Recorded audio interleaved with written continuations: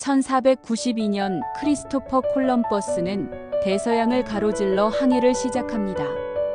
그는 새로운 길을 개척했고 신대륙을 발견한 사람으로 불리게 되었죠. 하지만 그가 정말 발견한 걸까요? 이미 그 땅에는 아즈텍, 마야, 잉카를 비롯한 찬란한 문명을 지닌 수천만 명의 원주민이 살고 있었습니다. 그의 도착은 발견이 아니라 침략의 시작이었습니다. 콜럼버스는 누구인가? 콜럼버스는 1451년 이탈리아 제노바에서 태어난 상인의 아들이었습니다. 그는 젊은 시절부터 바다에 대한 열망을 품었고 당시 누구보다 신항로 개척에 대한 집착이 강했습니다. 그는 믿었습니다. 지구는 둥글다.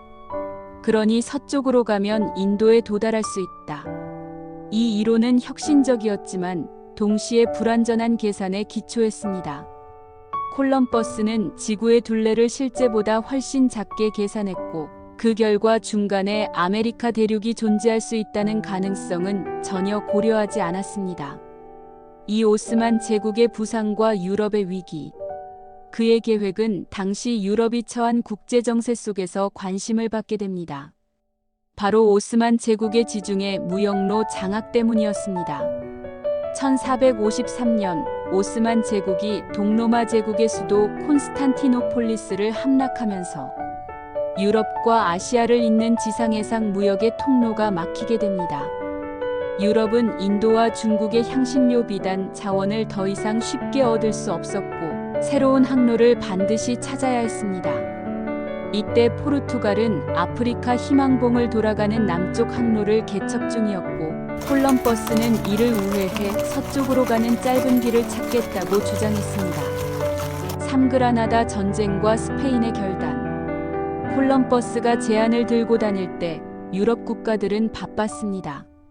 특히 스페인은 800년 가까이 이어진 이슬람 세력과의 마지막 전쟁, 그라나다 전쟁, 1482년부터 1492년에 집중하고 있었습니다.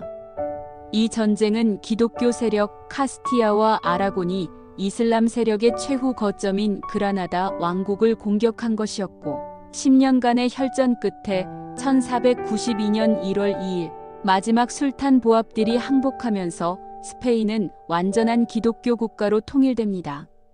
그리고 같은 해 콜럼버스의 항해 제안이 드디어 승인됩니다.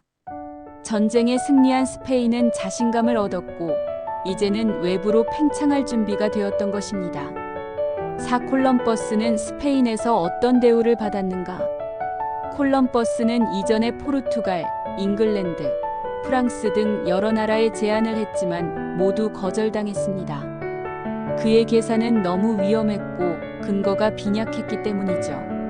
하지만 전쟁에서 승리한 스페인은 새로운 세상, 새로운 부의 약속에 끌렸습니다. 이사벨 여왕과 페르난도 왕은 그에게 배 세척과 자금을 지원했고 콜럼버스에게는 새롭게 발견한 땅의 총독자리를 약속했으며 무역 수익의 10%를 보장하고 해양 귀족 자기까지 수여하겠다고 합니다. 즉 콜럼버스는 탐험가이자 동시에 정복자, 투자자, 관리자로서 출항하게 된 것입니다. 콜럼버스의 첫 항해와 착각. 1492년 10월 12일 그는 지금의 바하마 제도에 도착합니다.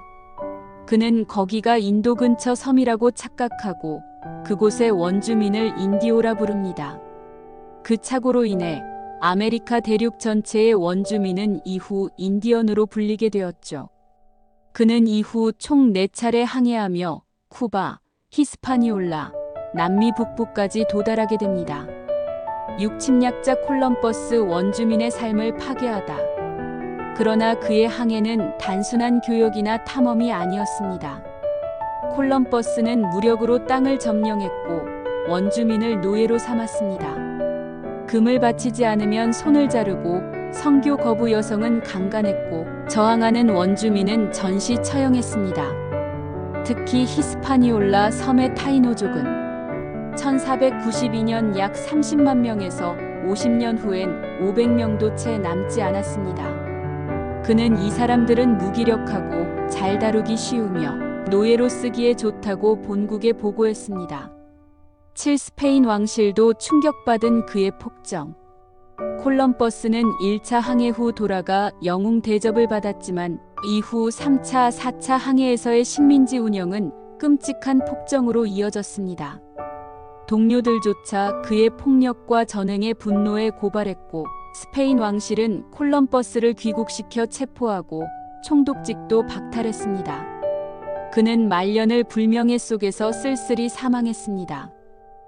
그런데 왜 우리는 아직도 콜럼버스를 발견자라 부를까? 그 이유는 간단합니다. 역사는 승자의 기록이기 때문입니다.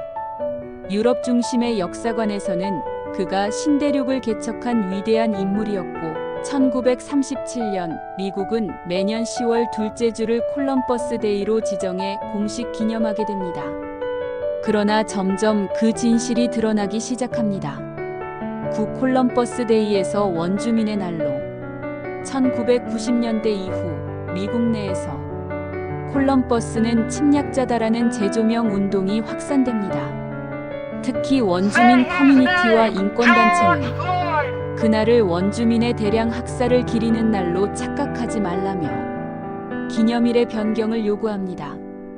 결과적으로 현재 미국의 일부 주와 도시들은 콜럼버스 데이 대신 인디저너스 피펄즈 데이 원주민의 날을 기념합니다. 버몬트, 오리건, 알래스카, 뉴멕시코 주 등에서는 이미 정식 채택되었고 많은 도시에서는 콜럼버스 동상 철거, 교과서 수정, 시위와 퍼포먼스를 이어가고 있습니다. 이제 우리는 묻습니다. 콜럼버스는 영웅이었는가? 그는 역사상 위대한 항해를 했지만 동시에 수백만 원주민의 삶을 파괴한 제국주의의 얼굴이기도 합니다. 발견이라는 이름 아래 사라진 목소리들. 그 잃어버린 역사 속에서 누구의 이야기를 기억할 것인가는 우리의 선택에 달려 있습니다. 타임키퍼였습니다. 좋아요와 구독은 잊지 마세요. 잊힌 진실을 밝히는 여정, 다음 시간에 다시 찾아뵙겠습니다.